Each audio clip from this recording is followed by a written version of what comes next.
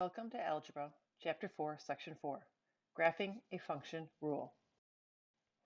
As a review, let's look at the functions work.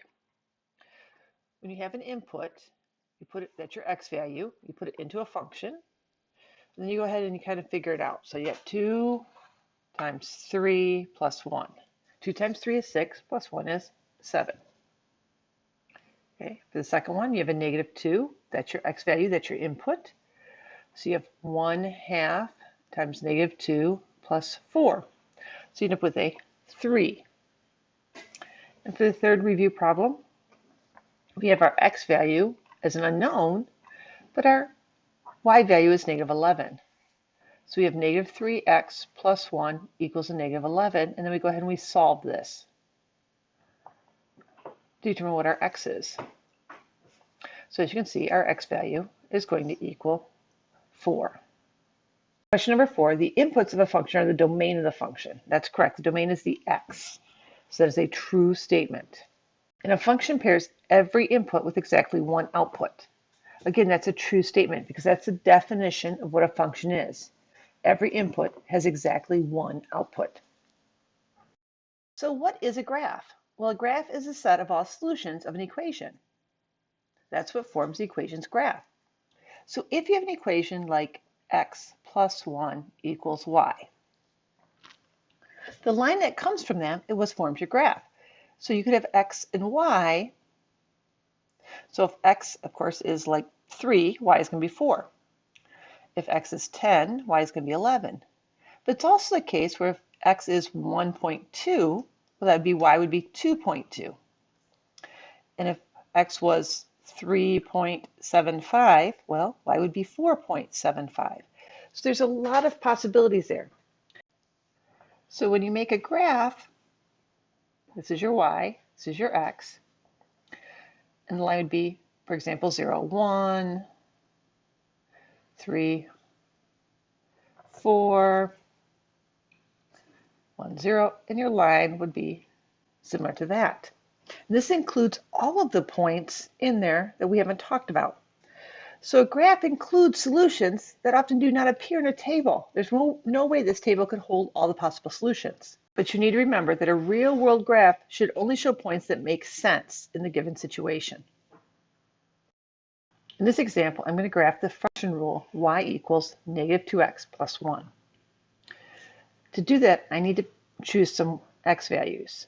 Since it's not a story problem, I'm not limited as to the values I put in. So I just need to pick some values that gives me an idea what the line will look like.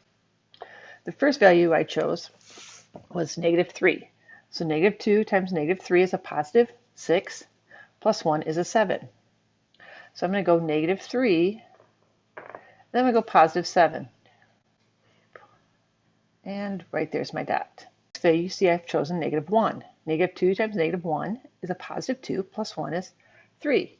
So I'm going to go -1, 1, 2, 3, and plot a point. These become my coordinates. Next one is 0. 0 becomes 1, so my coordinate is 0, 1. You can see we have a line already forming. Now to make a line, you only need to plot 3 coordinates. But it's always a good idea to plot a few more so that you know you're on the right track.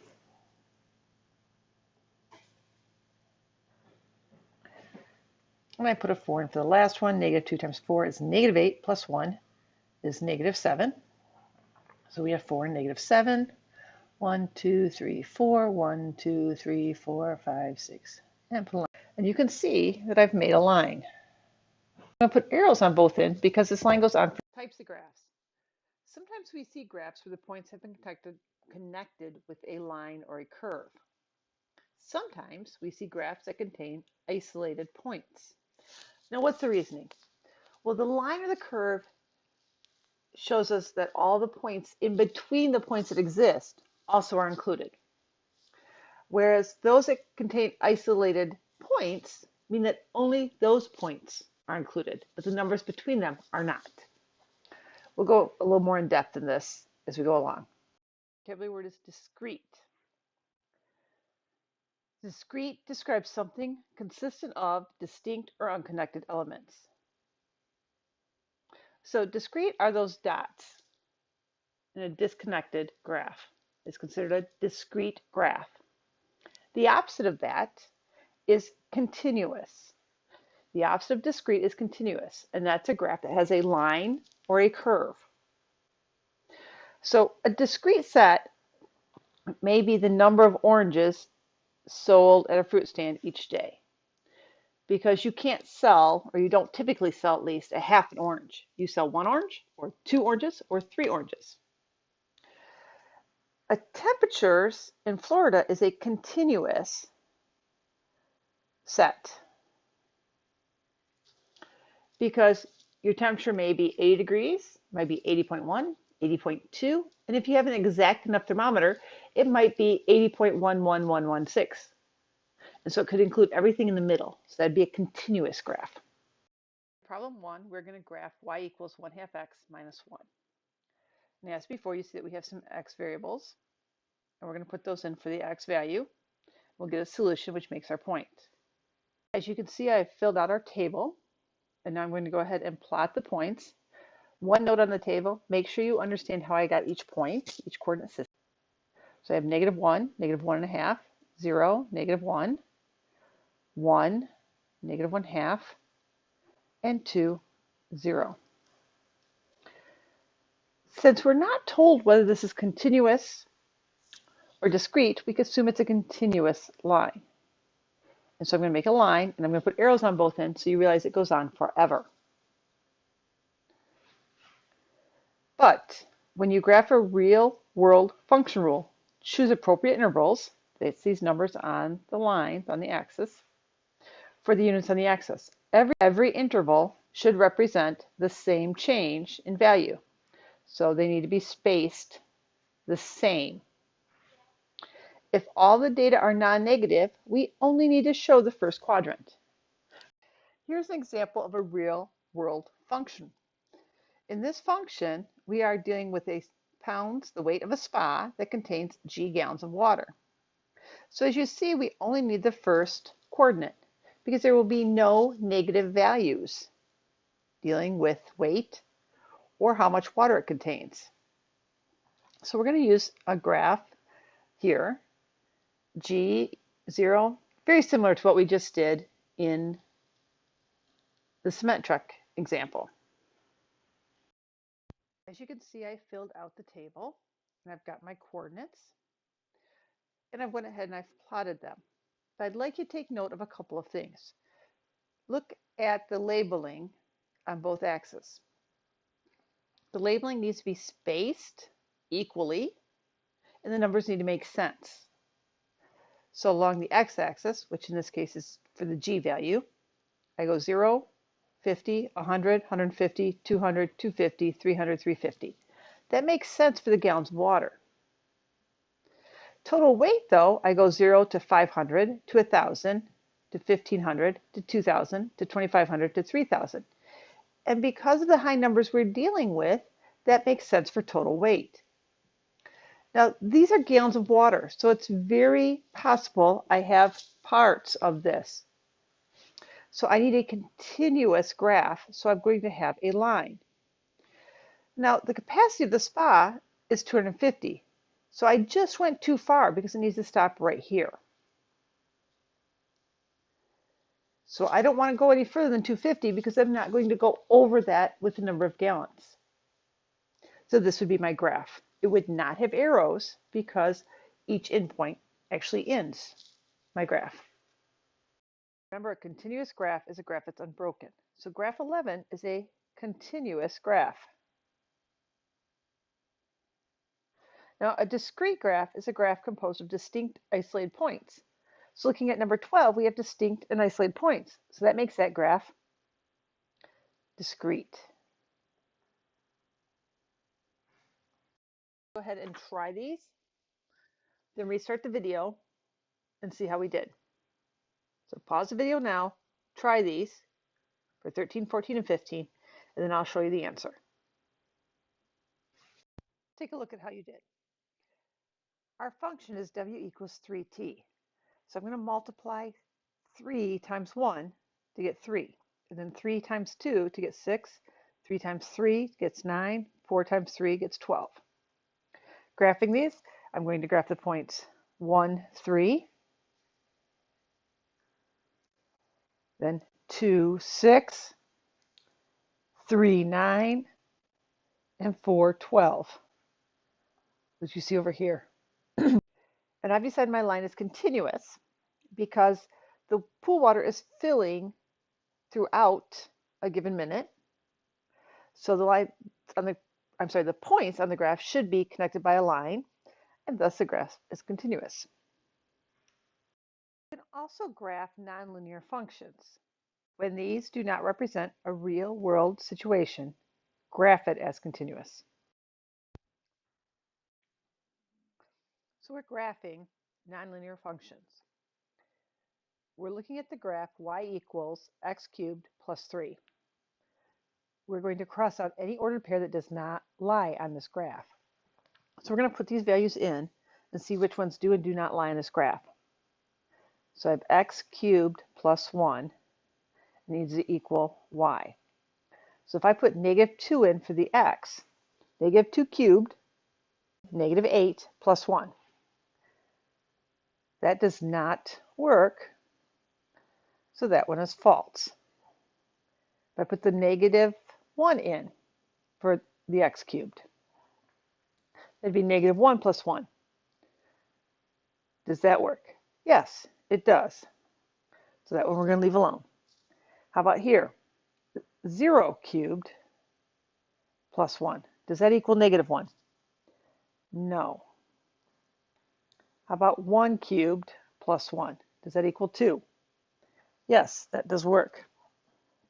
How about 2 cubed plus 1? Does that equal 9? Yes. So 3 of these make this a true statement. So first let's look at negative 1, 0.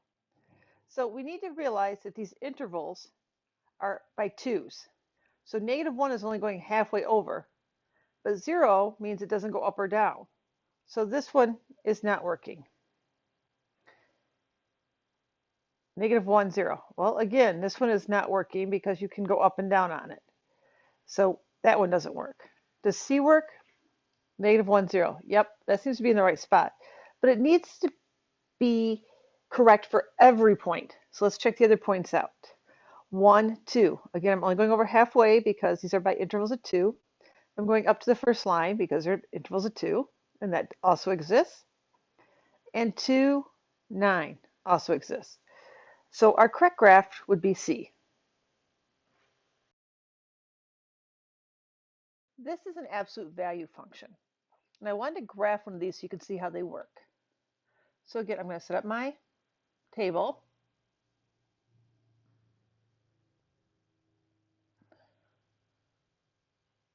So let's pick the points negative 2, negative 1, 0, 1, and 2.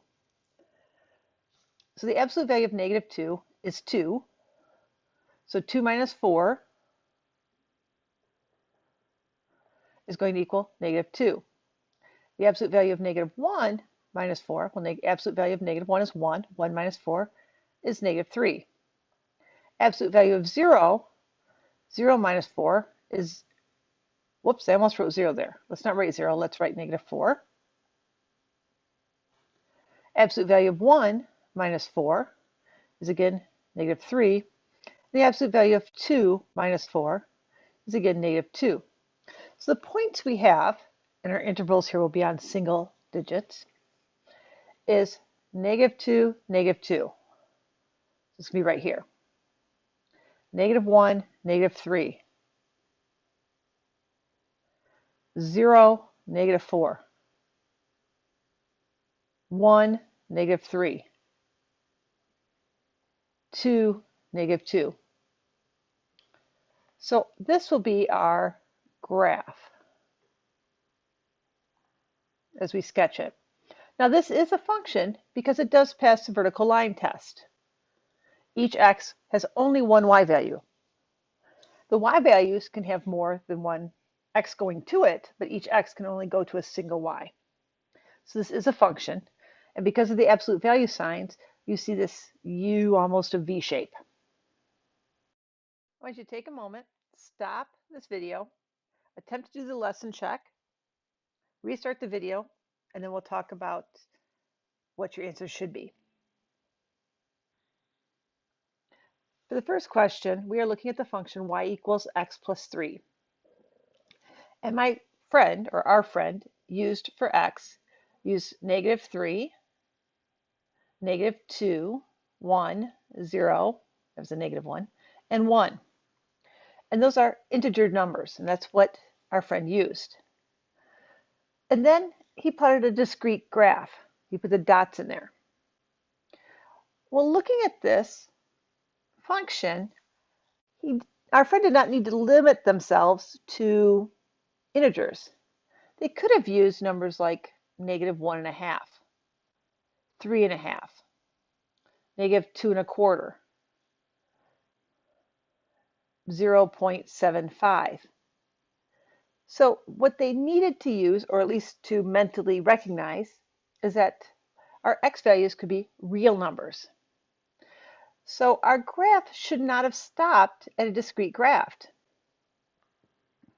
The graph instead should be continuous. So we could have used the same points, but we need to realize that our graph would then become a line to account for those fractions and decimal values. You understand the difference between a continuous graph and a discrete graph, and then grade yourself on how well you understand these concepts.